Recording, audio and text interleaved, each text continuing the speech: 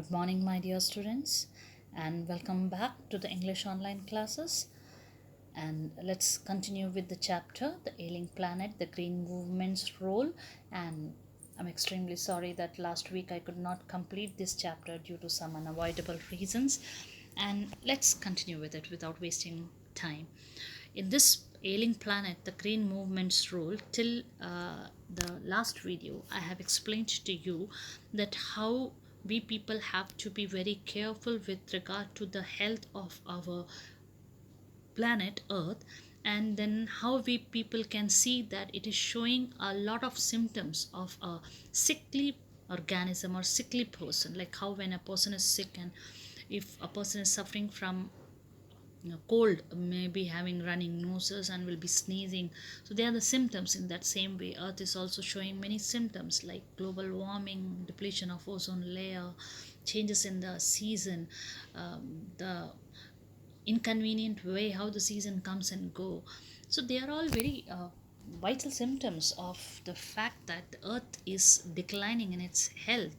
And then we people came across the various ways in which the organizations are trying to bring awareness in the people, and then we spoke about the sustainable development, what does it mean.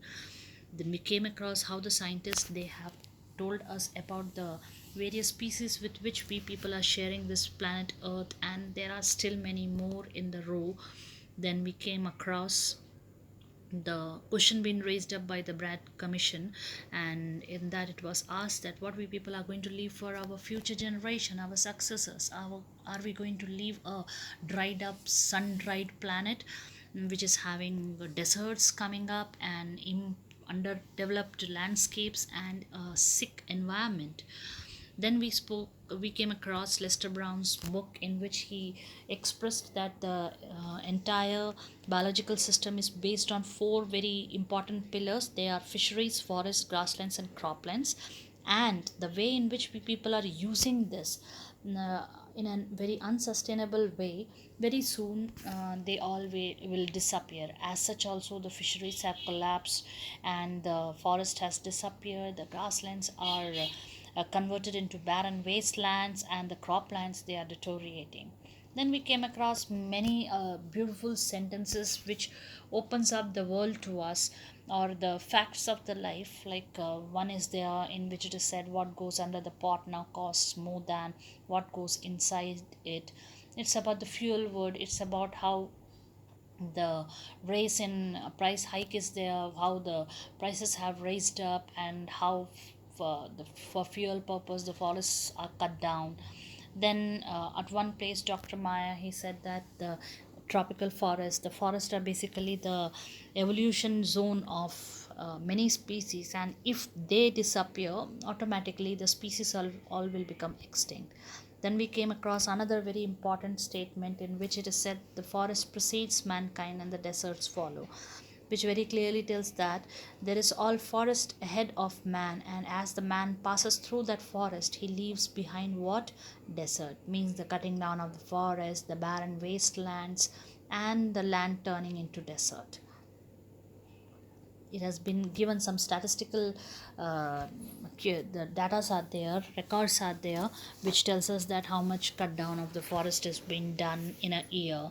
And how James Pett, the president, he said about how much actually how much is being cut down. Then in the last para which I took in the last video, we spoke about the article 48A, which tells the constitution that every state is responsible for the proper working and the safeguarding of the environment, of the forest, of the wildlife, etc. But Nani Palkiwala also said that what is the most painful part, that is, or the most painful part is that the laws in India is only been implemented, means is only been there in the piece of paper, but basically it is very least implemented in the life. Because he gave many examples, like he had given the examples of untouchability, bonded labor, which uh, after independence had been told to be abolished by the constitution, but they still they very peacefully and very shamelessly they are flourishing in our society. Then he also said that a recent report tells that around some 3.7 million acres a year we are losing the forest. But if you go a little more deeper into it, you will find the government statistics to be totally false, and even more than that, we people have lost our forests. Now, if you remember, in the last video I have said that the next part that I'll be catching up is population.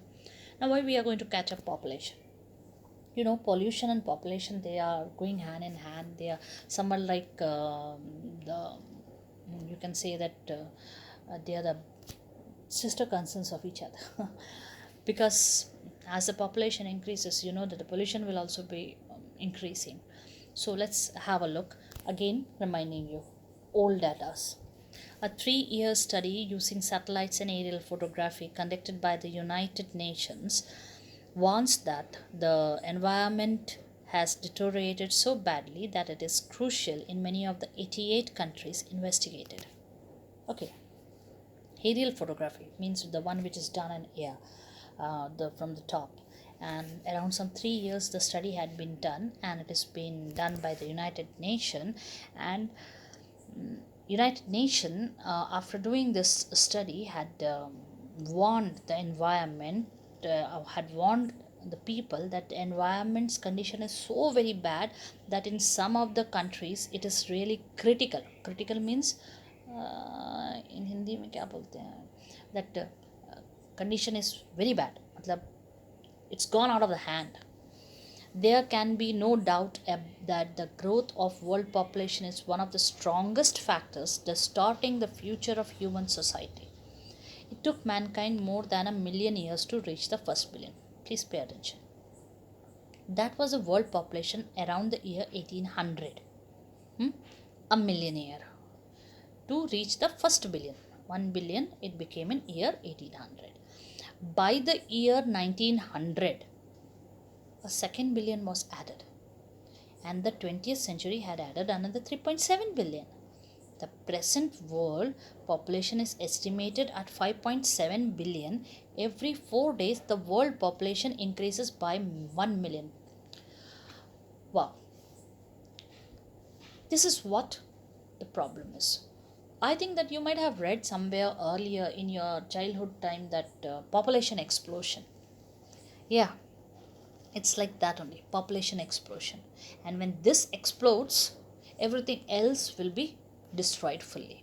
Now you see yourself how it has been said, though it is 1994 data maybe, but still you see the data records, how it is. Means it's, we cannot say that it is shameful, but people or the humans should have thought little more practically about these facts.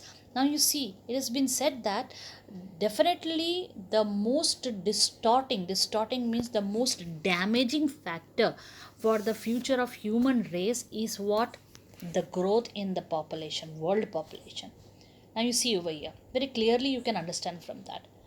It took 1,000,000 years, million years for the world population to reach to 1 billion. This was somewhere in 1800. Okay, then the humans made a big jump, a lot of advancement and improvement, and in the next 100 years, not million, next 100, first billion they made in 1 million years, they reached in 1 million years, and the second billion means 1 billion more added to it, that was done in just 100 years. What a growth rate.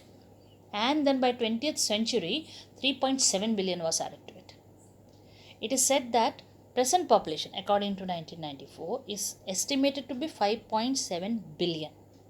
That means in every 4 days the world population increases by 1 million.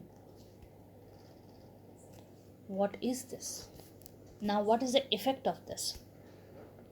And how can it be controlled? Fertility falls as income rises, education spreads, and health improves. Thus, development is the best contraceptive.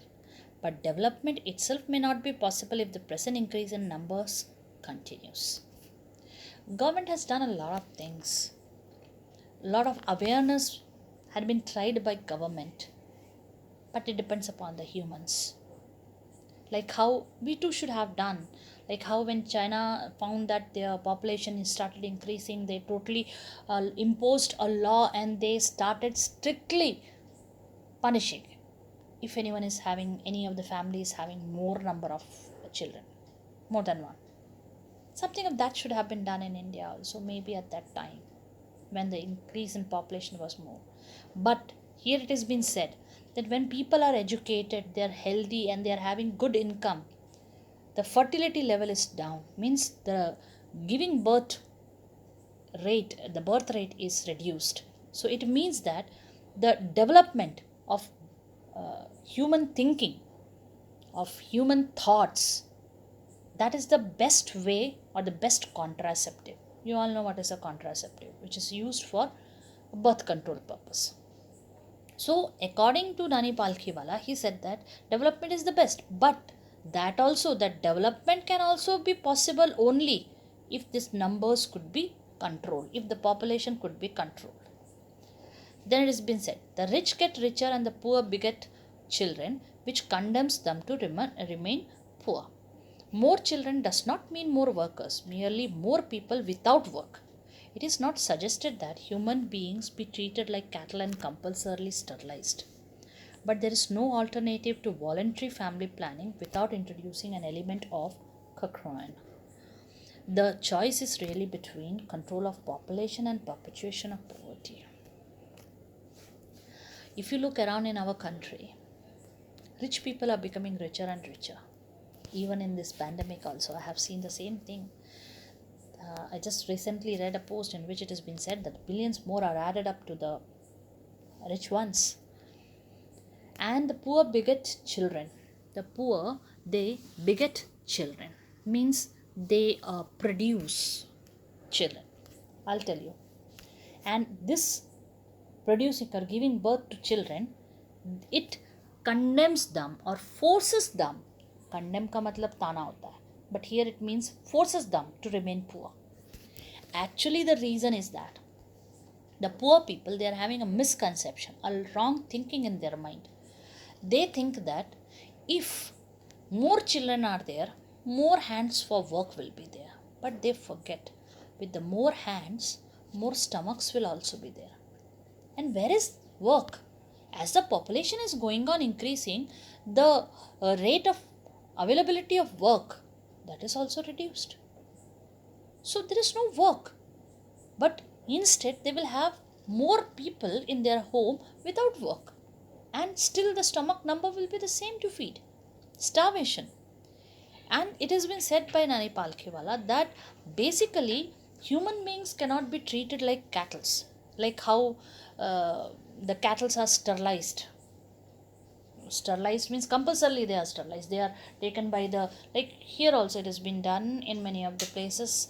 That is the Nigam people, the municipality people and all, they take the stray animals जो road पे घूमते हैं उनको लेके जाते हैं और ज़बरदस्ती उनकी नसबंदी कराई जाती है. Means they are sterilised, they means they cannot give birth to their young once more.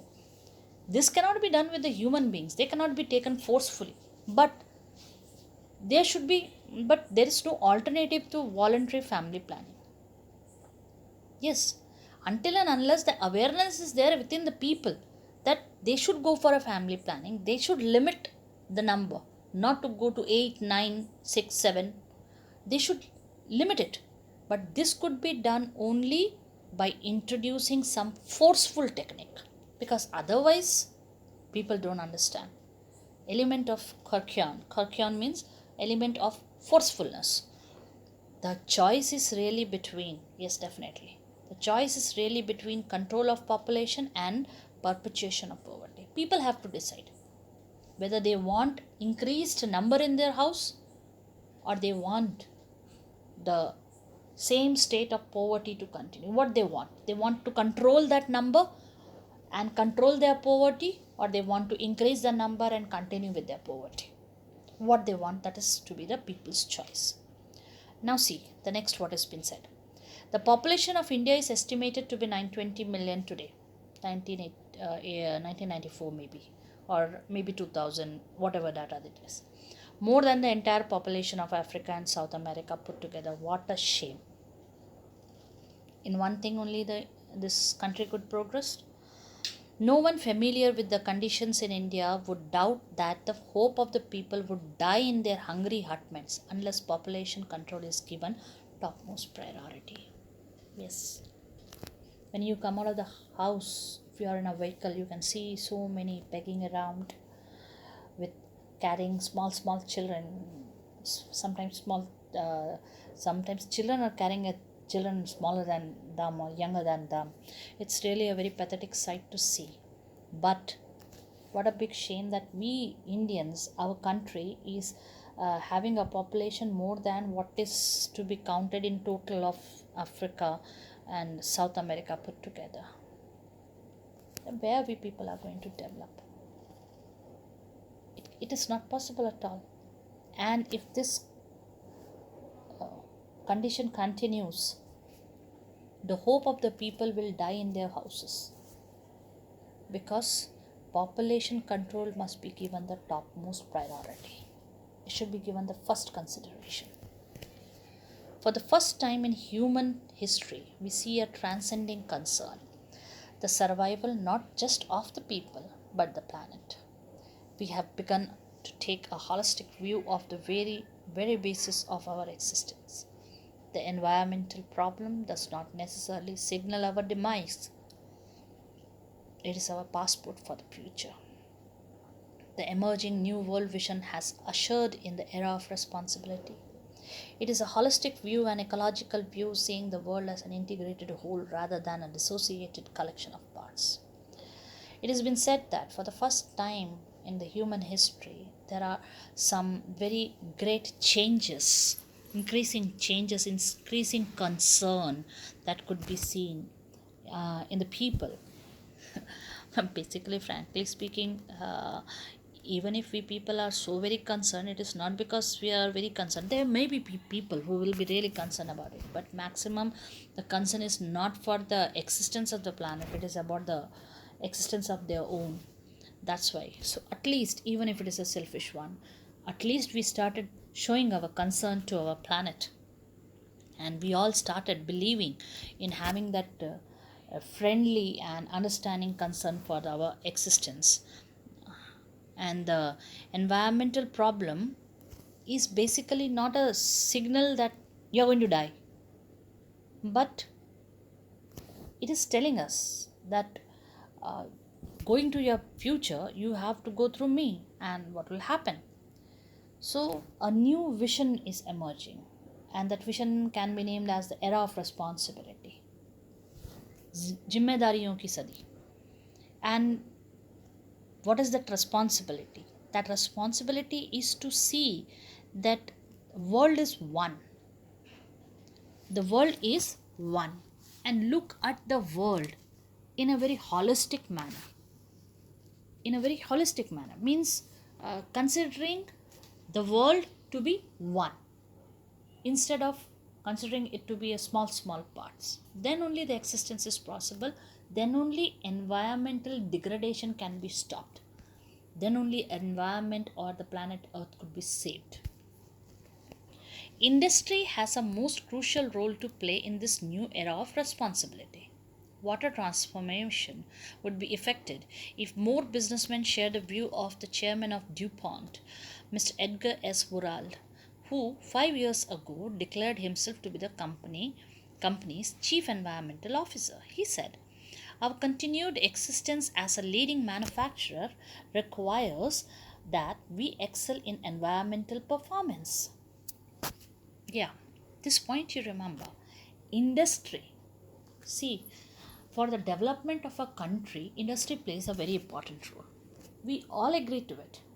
But then industry, beside playing an important role in development, has got a very another important role in that new vision, that era of responsibility. And what is that? Nani Palkiwala, he says that when he wrote that article 5 years before that, he says that the chairman of DuPont, one industry, he said that I am the chief environmental officer. He said that Nani Palkiwala says that if every person, if at least one person is there in every industry who think like how Mr. Edgar thought, it would be a great, it will leave a very great effect on the environment. You know what Mr. Edgar said? He said, our continued existence as a leading manufacturer, DuPont's, he's talking about his company. He said that if we want our company to be a leading manufacturer, means to be a leading industry, what it requires that we excel in environmental performance.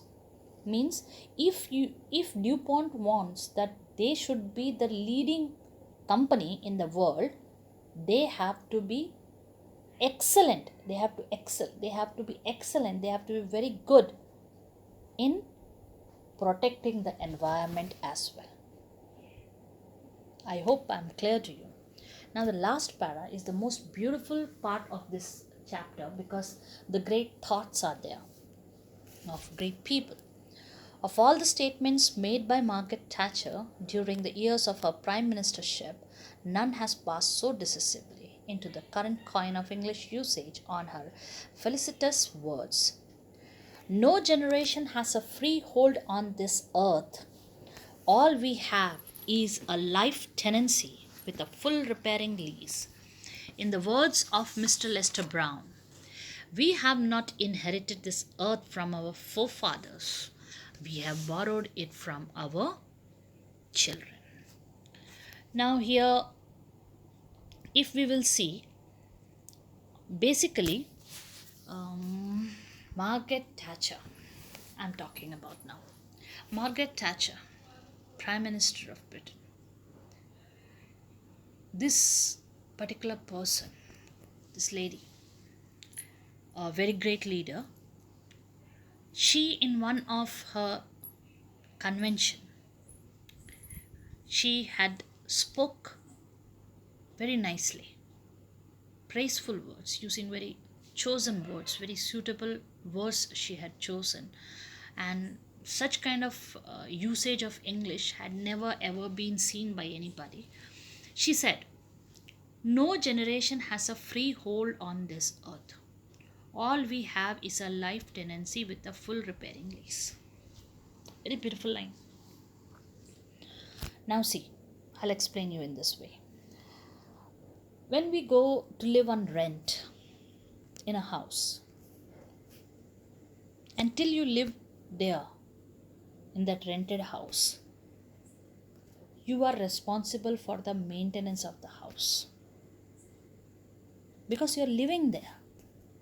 You're paying money, that is different thing. You're paying the rent, that is different thing. But that doesn't mean that you will not look after the house. You have to look after the house also because you have taken the house on rent, on lease. So here also Margaret Thatcher, that great lady, she spoke very beautifully in one of her conventions that in one of her said that none of the generations, means whether it is me or whether it is you, none of the generation are having a free hold on this earth. Means we are not supposed to think that we can live free of cost in this earth, on this earth. We all are having a life tenancy. Means till we are alive on this earth, we are living as tenants, kiraidar, and that too with full repairing lease, with a agreement in which we have to look after regarding the maintenance and repairing of this planet earth. You got it? No generation, whether I or whether you, own this earth. We all are tenants. हम में से कोई भी मालिक नहीं है. We are all किराएदार. And we are having an agreement in that tenancy that till we live, we have to look after it. Then Mr. Lester Brown, we have read about him earlier also, and he said, we have not inherited this earth from our forefathers, we have borrowed it from our children. Yeah. Like if I have not got it from my ancestors. I have not inherited it. It's not my legacy. It's not my legacy at all. It's not my owned property, this earth, that I have taken it from my forefathers. But what I have done, I have borrowed it from my future generation. मैंने उसे उधार में लिया है अपने बच्चों से, और उधार में जो चीज़ लेते हैं उसे तो सूद समेत देना है. With interest, full payment we have to do. So, remember, none of us are owners of this earth. We are all tenants. We have not inherited it from our forefathers, but instead we have borrowed it from our children. And because of that reason, it is our duty to look after this planet and to give it to our children in a safe way, as one piece. So in this way, we come to an end of this chapter, and let us discuss the questions which are given at the end. Locate the lines understanding the text. First one, locate the lines in the text that support the title, The Ailing Planet. So what you have to do is that in the textbook, you just have to look out for certain lines where you will be finding out that the planet is sick.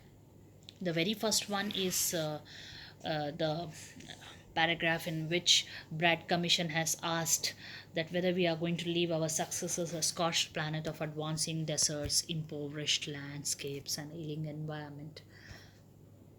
Yeah, that is there. And also we can speak about that line where it has been said that the forest precedes mankind, deserts follow. Then you can also take this particular line where the United Nations warns that environment is deteriorating very badly, at least for somewhat 88 countries as per the investigation. The next question is, what does the notice the world's most dangerous animal at a cage in the zoo at Lusaka, Zambia signify? It tells about what? It tells about how the planet's health is deteriorating. It tells us about how we people have to realize and become aware of our duties. It tells us about the fact that it is high time that we should intelligently, or we should think about shifting from the system of domination to that of partnership. So all this part you have to say, including the part that the mirror in the cage tells that the most dangerous animal is the human itself. How are the earth principal biological systems being depleted? It's given over there in your textbook at page number 45, the very first para, which is mentioned there. In that it is given that how fisheries are collapsing because of overfishing, how the forests are disappearing because of the cutting down of the woods for the fuel woods, and then grasslands are turning into barren wastelands because of overgrazing, and how the croplands are deteriorating because of not having a proper way of agricultural cultivation. Then the next question is about why does the author aver that the growth of world population is one of the strongest factors distorting the future of human society. First of all, aver means declares or speaks of. So here, as if you can see that it's very clearly been told that how when the population increases, it affects the resources also. More population means requirement of more resources, more employment, more shelters, more food. And because of that reason, if you see there is fully you can see that it's very clearly been shown that the increased population can bring only hunger, poverty, and in no way development in the nation or in the human society. Coming to talking about the text, the first one is laws are never respected nor enforced in India. I think that basically for these questions, very clearly any person who has read and seen about what is going on in the country can clearly speak about this. as Nani Palkiwala himself had said over there, that India is one such country where lots of schemes are made, where lots of plans are made, but they are rarely implemented. He also spoke about the fact that untouchability, child labor, all those things have been told to be banned after independence, but they still shamelessly they flourish in our human society. So basically, laws are rarely respected and also even rarely enforced in the Indian society. Because of that reason, many a things don't even work out in our country. The next one, are we to leave our successors a scorched planet of advancing deserts, impoverished landscapes, and an ailing environment? You remember this? The very first question which the Brad Commission in their first report itself asked. So here I have already explained this, that how whether we are going to leave for our future generation a dried up planet, scorched means sun dried planet, in which the deserts are coming up, the landscapes are undernourished or very un means impoverished, means which are not developed, and an environment which is very sick for the people around. Next, we have not inherited this earth from our forefathers, we have borrowed it from our children. These are the words of Mr. Lester Brown. And this also, now only I have explained to you that we should never feel that we are the owners, or this earth is a legacy that we people have got from our forefathers. Means ये हमारी कोई property नहीं है जो कि हमने अपने पूर्वजों से या अपने परिवार से पाया है, but instead we have borrowed it from our children, means हमने इसे अपने बच्चों से उधार में लिया है, and because of that reason it is borrowed, means it has to be given back with interest. The problems of overpopulation that directly affect our everyday life, this question I'm not going to discuss because it's a very common one, and I think it is something which you people had been studying from a long time. So you have to put forward your point of view, how the problem of overpopulation can affect the everyday life of any human. So in this way we come to an end of this chapter, and very soon you will be receiving the extra questions. And my dear students, your midterm exams are fast approaching, so I expect you all to study hard and appear for each and every exam. Go through the instructions that have been given to you people by your class teachers, and please follow it strictly. Till we meet again, goodbye and stay safe.